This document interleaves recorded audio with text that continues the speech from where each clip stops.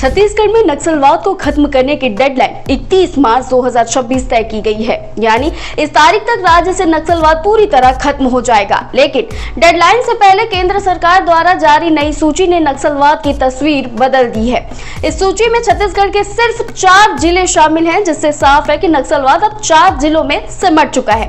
केंद्र सरकार के अनुसार बस्तर संभाग के सुकमा, बीजापुर और नारायणपुर अब भी संवेदनशील है। इसके अलावा गरियाबंद जिला भी नक्सल प्रभावित जिलों की सूची में रखा गया है। वहीं बस्तर आईजी सुंदरराज पी ने बताया, फोर्स बस्तर संभाग के 7 जिलों में अपना एंटी नक्सल ऑपरेशन जारी रखे हुए है। लिस्ट के अनुसार अब टॉप प्रायोरिटी वाले जिलों में फोर्स अपना फोकस बनाने के साथ यहां तय समय सीमा में नक्सलवाद खत्म करेगी। ऐसे में माना जा रहा है कि अब फरवरी और मार्च के बीच इन जिलों में नक्सलवाद के खिलाफ कार्रवाई और तेज होती नजर आएगी। तो आपको क्या लगता है, ये जो सरकार ने डेडलाइन दी है 31 मार्च 2026 की, तब तक नक्सलवाद पूरी तरह से खत्म हो पाएगा या नहीं? आप अपनी राय कमेंट सेक्शन में जरूर बताएं और अपडेट्स के लिए छत्तीसगढ़ को सब्सक्राइब करना ना भूलें।